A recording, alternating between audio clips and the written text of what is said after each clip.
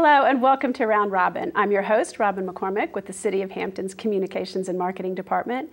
And today we're going to meet the new police chief. Welcome, Chief Sult. How are you? I'm doing great. It's a pleasure to be here.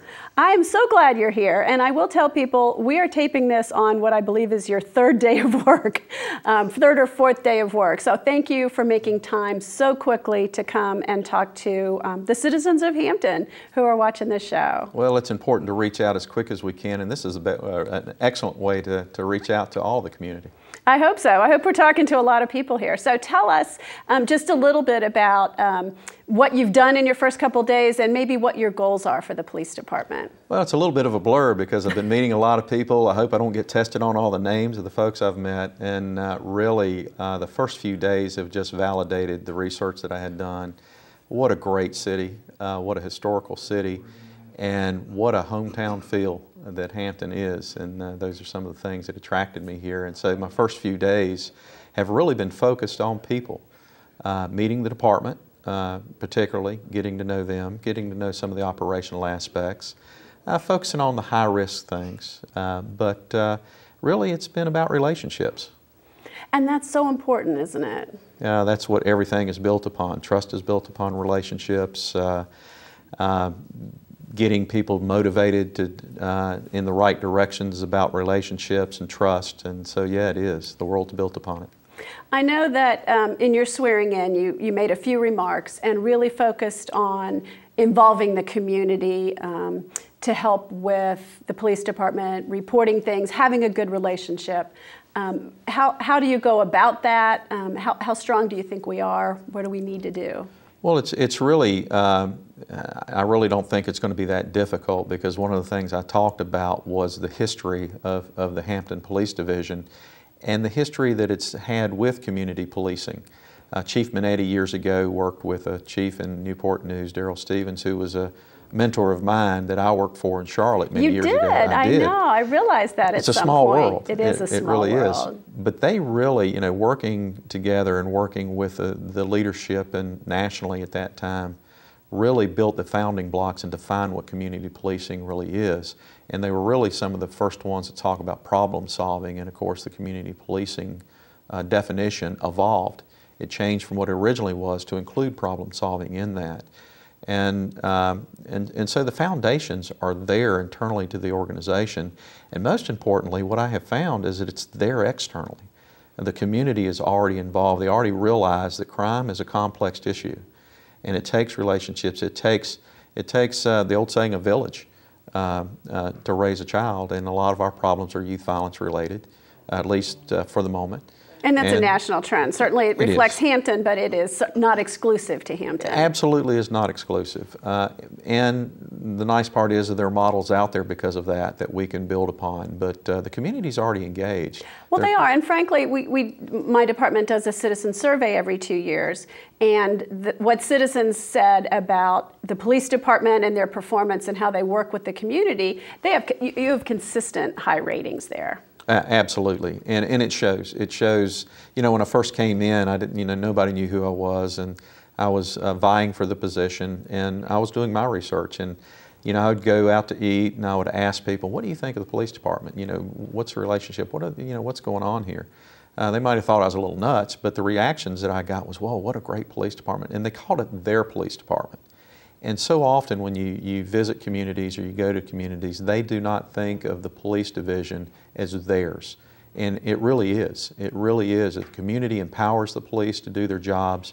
And we talked about in the swearing in is police need to be aggressive in enforcing the law if we can't prevent crime. But we can only be as aggressive as the community trusts us to be. And so having the community engagement and them already calling the police division theirs is a huge step in the right direction. So I actually see it as a great opportunity, and I think it's going to be fun for me. I think it's going to, if we can make it fun for the officers and interesting for the community and value added most importantly, then I think we're going to be successful. That's great. I suspect that because Hampton has such a long tradition of community policing that we take it for granted. It's not something we think about necessarily or we remember to value because it's been there for a long time. True, but the founding blocks are there. You just have to re-emphasize them, and you have to make sure that everybody understands that we, police, and particularly in the police leadership, in the city's leadership, that we can continually communicate that we value that and that it's important, and that's where we get true results from. And it's not just, you know, with the community, it's internal relationships within the city. Are we working with the other departments the way we should be? It's the corporate community, the business districts. You're making sure that we've got economic viability going, because the better the economy is and the better we can attract businesses, the lower we can reduce the crime rate. Right, because you have people working, you have people engaged and doing productive things. They're not doing the other things as much, hopefully. And the economy has presented challenges. When the economy is not doing well, the motivation for crime, people have to eat, motivation for crime goes up. And we have to be vigilant, and we have to have the community engaged, if we said earlier, for no other reason than just pick up the phone and call in a suspicious person. Well, let's talk about your background a little bit. You mentioned that you did work with Chief Stevens. You spent much of your career in Charlotte, Mecklenburg County, right? I did. I actually started when I was 14 years old as an explorer. It was when the Explorer program was just fledgling. Initially it started with the Mecklenburg County Police before the Charlotte Police and the County Police consolidated. And the County Explorer program went for about a year or so, but I was fortunate enough at 14 to have tested in the 911 center at the time. Of course, there was no 911 then. I'm that old, I'm showing my age. But, and I became a volunteer dispatcher at 14. Wow. And so I dispatched for a number of years, and then became sworn as soon as I was of age. Now, did law enforcement run in your family, or was this just a commitment you recognized early on that you felt? No, this is kind of hokey, but I fell in love with law enforcement the first time I saw Car 54, that's really showing my age, and Adam 12. I really did. And I knew that that's what I wanted to be at a very early age, and so when the Explorer program came around, it was just, I thought it was the best thing ever. And I got to ride with police officers, see what they did, and then being able to actually work with police officers, because there were no civilians. I was actually one of the first civilians dispatchers in the dispatch center. At 14, to be able to work alongside officers there was really interesting.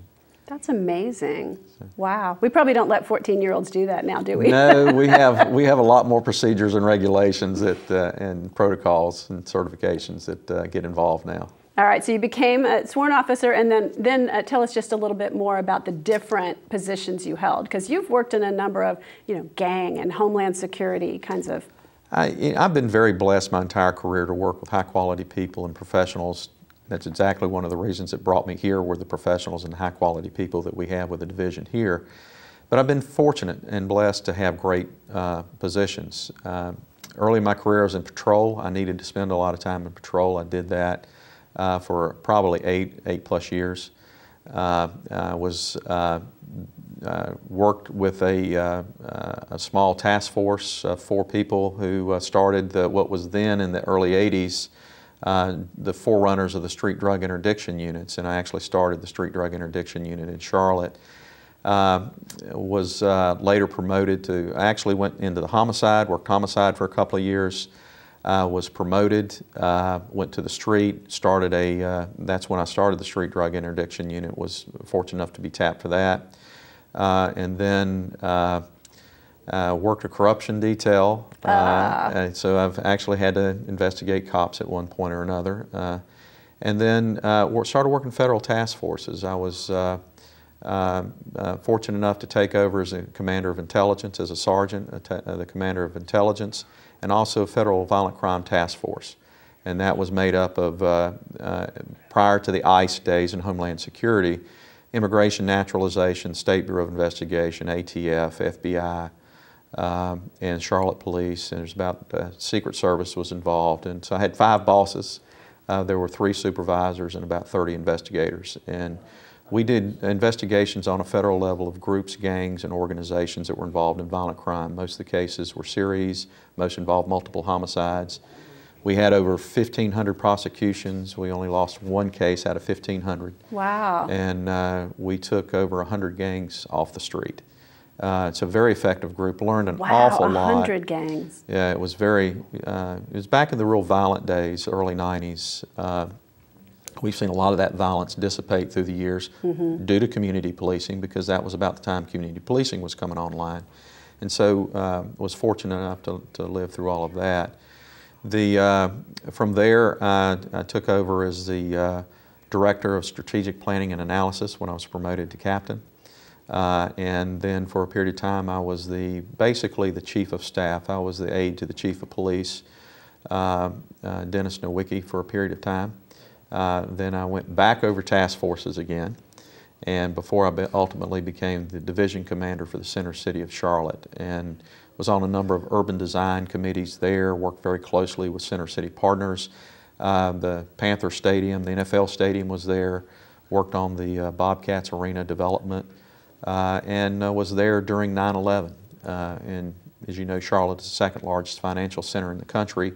So there were a lot of challenges associated with the fears and things, and the preparedness that we started moving into as a result of 9/11.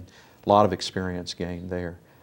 Well, that's what I wonder too, if that ties in so well with Hampton Roads, because although we've been lucky and we have not had a major incident so far, the number of military that's centered here, the ports, I mean, it's important that we have trained people in that homeland defense and looking for those kinds of problems and doing preparedness for that. Yeah, absolutely, it is, and it's more than just the preparedness, it's the information flow. One of the things that I oversaw and worked with the Bureau, the FBI with, during my intelligence days was, and right before I went to the Center City as the commander, we conducted an investigation hand in hand on the first material support of terrorism case, a Hezbollah case in Charlotte. And as a result, there were a number of indictments, and it was a very successful investigation. But that was prior to 9/11, and then shortly thereafter 9/11 occurred. And then the focus really became on how do you secure a center city, how do you evacuate, how do you prepare for all the dynamics that can come from a biological or a chemical or even a nuclear type dirty device. You know, what are the responses? What happens when your resources get tapped out? Who do you call?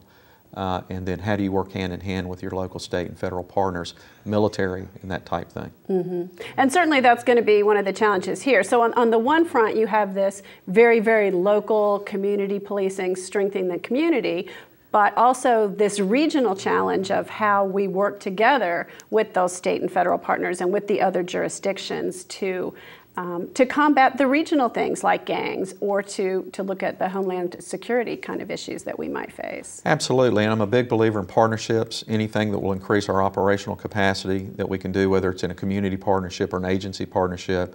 Example of that, when I was fortunate enough to become Chief of Police in Gastonia, which is just west of Charlotte, we had a great tactical teams there, but we didn't have the capacity to do multiple operational periods, so we formed an alliance with six other towns in that area, including the Sheriff's Department, and we're able to double the capacity of the team, create an esprit de corps associated with that, and really increase our operational capacity on a day-to-day basis. We did some things similar to that when I went as the chief in Sandy Springs, Georgia, to do that. Partnerships, you get strengths in partnerships, and you actually get more efficiency in the budget as well.